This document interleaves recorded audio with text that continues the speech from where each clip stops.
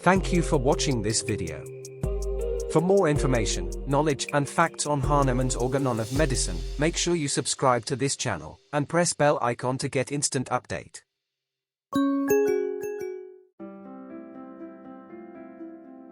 Aphorism 13.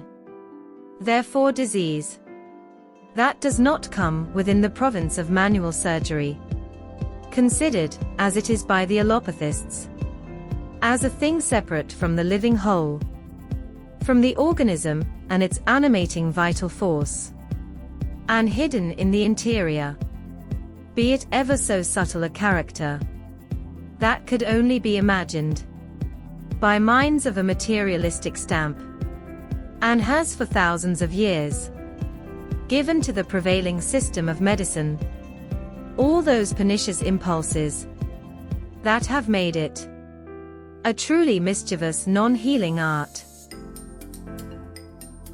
With this aphorism, I added a small footnote materia peccans to an absurdity of allopathists, because they considered disease as a thing separate from the living whole, denoting material cause of the disease. Dr. William Borick omitted the footnote here during his translation in English language of German Organon of Medicine.